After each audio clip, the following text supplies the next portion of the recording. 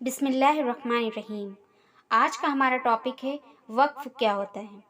वक्फ एक इस्लामी कानूनी धारणा है जिसमें कोई मुसलमान अपनी ज़मीन, जायदाद या संपत्ति अल्लाह के नाम पर खैरात या दान कर देता है। यानी उस संपत्ति को अब निजी नहीं बल्कि समाज के फ़ायदे के लिए इस्तेमाल किया जाता है, जैसे मस्जिद, मदरसा, कब्रिस्तान, स्कूल, यतीम खाना।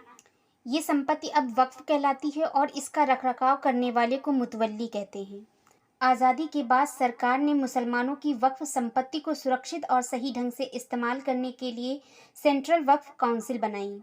इसी के तहत वक्फ एक्ट 1954 पास किया गया। पुराने कानून को बदलकर 1995 में नया कानून लाया गया, जिससे राज्य और केंद्र स्तर पर वक्फ बोर्ड बनाए गए।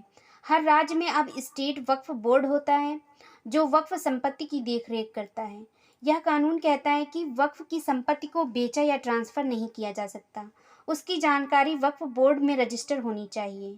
मुतवल्ली को बोर्ड की निगरानी में काम करना होता है। 2013 में वक्फ बिल में संशोधन हुए। इस संशोधन में वक्फ संपत्तियों की सुरक्षा और बढ़ाई गई। अब बिना बोर्ड की इजाज़त के कोई वक्फ संपत्ति पर कब्जा या निर्माण नहीं कर सकता। जिला स्तर पर वक्फ ट्रिब्यूनल बनाए गए ताकि केस जल्दी सुलझाए जाएं। आइए दोस्तों समझते हैं कि वक्फ शब्द का क्या माने होता है। अल्लाह के नाम पर दी गई संपत्ति को ही वक्फ कहते हैं।